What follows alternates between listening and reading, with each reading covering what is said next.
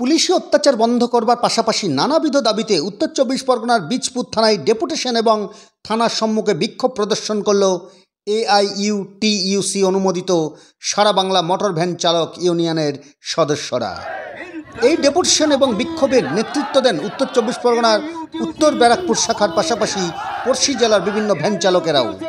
উপস্থিত ছিলেন AIUTUCর রাজ্য সভাপতি সহ বিভিন্ন জেলা সভাপতি এবং বিশিষ্ট জনেরা। বিক্ষোভ ডেপুটেশনকে কেন্দ্র করে কি বলছেন নেতৃত্বরা, আপনারা শুনুন এই বাংলার সংবাদে। বাংলার সাথে মানুষের পাশে। উত্তর চব্বিশ পরগনার বীজপুর থেকে সমীর দাসের রিপোর্ট।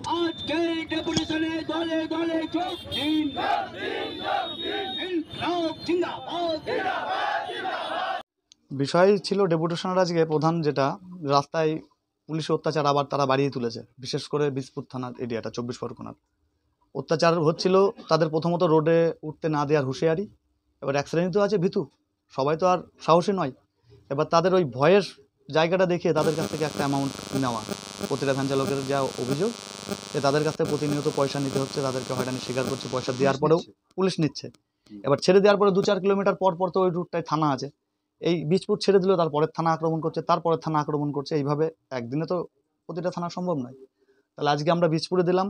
বীজপুরে দেওয়ার পরে আইসি সাহেবের যে বক্তব্য, উনি বলছেন এটা আমাদের থানার কার্যকলাপ নয়, ট্রাফিক ডিপার্টমেন্ট থেকে এই ধরনের হয়রানি করছে, যাতে না করে আমি দ্রুত আজকেই এটা ডেকে তাদের সঙ্গে আলোচনা করে বন্ধ করানোর ব্যবস্থা করব। এবং তিনি এটাও আশ্বস্ত করেছেন যে রুটটায় থানা প্রথমত কাপামোড় থেকে যেটা ব্যারাকপুর রুট ছিল, ওই রুটে যানবাহন চলাচলে যেটা সমস্যা করছিল, বিশেষ করে মোটর ভ্যানটা, সেটাও যাতে চলতে পারে সেটা উনি দেখবেন। আর আমাদের দাবি দাবা বলতে যেগুলো পুনরায় আমরা করে এসেছি অতীতে, সেটাই আমাদের ছিল। মোটর ভ্যান চালকের স্বীকৃতি দেওয়া, গাড়ির লাইসেন্স দেওয়া, বিমার যোজনার আওতায় আমাদের আনতে হবে, ইন্স্যুরেন্স দিতে হবে, এগুলোই আমাদের প্রধান দাবি দাবা ছিল। সব মিলিয়ে আমাদের 7টা দাবি ছিল, 7 দফার দাবি। কতজন আজকে আপনারা চালকরা উপস্থিত ছিলেন? প্রায় 250 প্লাস 300 কাছাকাছি আমাদের চালক ওখানে উপস্থিত ছিলেন, এবং রাজ্য সম্পাদকের সহযোগিতায়, এবং তিনি নিজে উপস্থিত ছিলেন সেখানে। আপনার নাম পরিচয়? সুমন প্রামাণিক, রাজ্য কমিটির সদস্য তথা জেলা কমিটির সেক্রেটারি, সম্পাদক সুমন প্রামাণিক।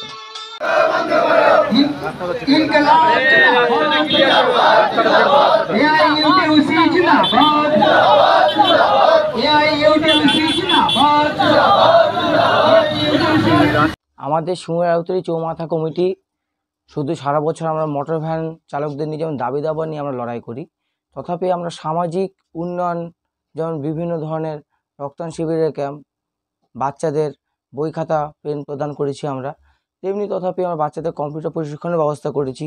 তথাপি কোনো ভ্যান চালক যদি কোনো রকম প্রবলেম পড়ে বা অ্যাক্সিডেন্ট করে, আমরা তাদের কিছু আর্থিক সহযোগিতা প্রদান করি। এটা সুমন রাউতরি চৌমাথা কমিটি শুধু নয়, তার সঙ্গে আমাদের যেমন চাকদা থানা কমিটি আছে, তার সঙ্গে আমাদের রানাঘাট থানা কমিটি আছে, সকলের সহযোগিতা নিয়ে আমরা এই ধরনের কর্মসূচি করি। শুধু সারা বাংলা মোটর ভ্যান চালক ইউনিয়ন শুধু নিজেদের দাবি দাবা নিয়ে লড়ে না, তারা সামাজিক দায়বদ্ধতা নিয়ে সমাজের সাথে সমস্ত মানুষের পাশে থাকার অঙ্গীকারবদ্ধ হয়ে তাদের যেন সুনির্দিষ্ট কিছু কাজ করা যায়, সমাজ কল্যাণ তাদের পাশে থাকা যায়, সেই যেন আমরা ব্যবস্থা আমরা করি। আপনার নাম পরিচয়? আমার নাম তাপস পাল, আমি সুমন রাউতরি চৌমাথা কমিটির সভাপতি, বর্তমান রাজ্য কমিটির সদস্য প্লাস জেলা কমিটির জয়েন্ট সেক্রেটারি আমি হিসেবে আছি।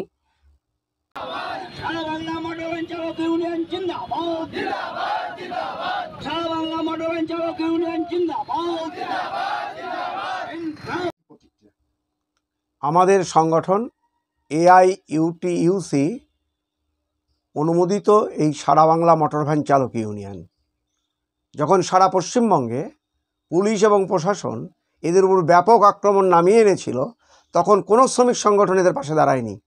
আমরাই প্রথম উদ্যোগ নিয়ে এদেরকে সংগঠিত করে সারা বাংলা মোটর ভ্যান চালক ইউনিয়ন তৈরি করেছিলাম এদের বাঁচার দাবিতে। এবং এই সংগঠনের পরিপ্রেক্ষিতেই সারা পশ্চিমবঙ্গ জুড়ে আন্দোলনে, যেখানে সরকারি প্রশাসন বারবার চেষ্টা করেছে এই গাড়ি বন্ধ করে দেওয়ার, এখনও কিন্তু রাস্তায় পশ্চিমবঙ্গে এই গাড়ি চলছে। কারণ বাস্তবতায় এই গাড়ির প্রয়োজন আছে। সামাজিকভাবে এই গাড়ি আগে দুর্গম অঞ্চলে সাপে কামড়ার রুগী, সন্তান সম্ভবা মাকে হসপিটালে নিয়ে যেতে গেলে এই গাড়ি ছাড়া কোনো পথ ছিল না। এখনও বহু জায়গায় কৃষকরা তার মাঠের ফসল তুলছেন এবং বাজারে নিয়ে যাচ্ছেন এই গাড়ি দিয়ে।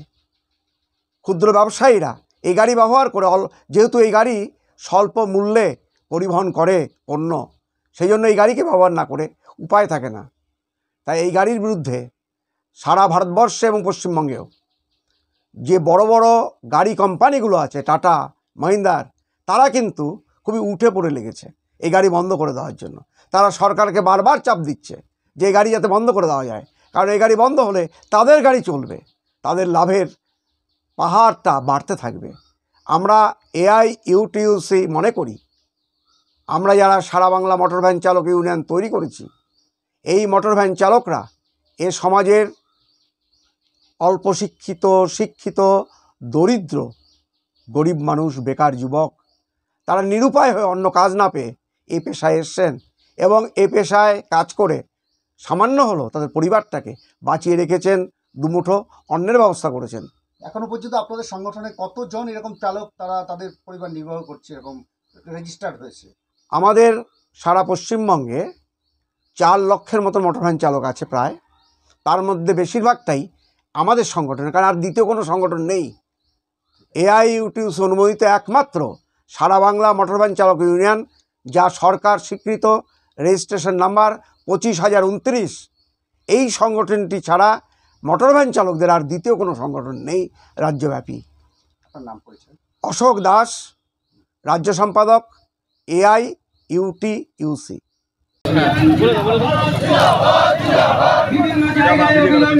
এই গাড়িগুলো ছোট ছোট গ্রামীণ মিস্ত্রিরা তৈরি করে, ফলে গ্রামীণ মিস্ত্রিরা তৈরি করে এবং যারা চালক তারাও গ্রামীণ মজদুরেরই অংশ। ফলে যেহেতু ব্যবস্থাটা হচ্ছে পুঁজিবাদী ব্যবস্থা এবং এখানে মালিকি ব্যবস্থায় মালিকের পক্ষে সরকার, তাই মালিকের পক্ষে এই গাড়িগুলো যাতে বন্ধ করে দিয়ে বড় কোম্পানির গাড়ি রাস্তায় ব্যাপকভাবে চলতে পারে, তার জন্যে সরকার উঠে পড়ে লেগেছে এই গাড়িগুলোকে বন্ধ করার। বিভিন্নভাবে আক্রমণও করছে। কিছুদিন আগে কৃষ্ণনগরে এমভিআইয়ের পক্ষ থেকে হাই রোডে গাড়ি উঠলেই তাকে ভেঙে দেওয়া হচ্ছিল, তার কাঁচ ভেঙে দেওয়া হচ্ছিল, ধরে আটকে রাখছিল। আমাদের ইউনিয়ন গত 15 তারিখে ব্যাপক আন্দোলন করেছে, তারপরে এখন এমভিআইয়ের অত্যাচার বন্ধ হয়েছে। ফলে বিভিন্ন জায়গায় আন্দোলনের মধ্যে দিয়েই সরকারের এই আক্রমণকে আমরা রুখে দিচ্ছি এবং এইভাবেই আমাদের আন্দোলনের মধ্যেই বেঁচে থাকতে হবে, এটাই হচ্ছে আমাদের কথা। আপনার নাম পরিচয়? আমার নাম দীপক চৌধুরী, আমি নদিয়া জেলার মোটর ভ্যান চালক ইউনিয়নের সভাপতি।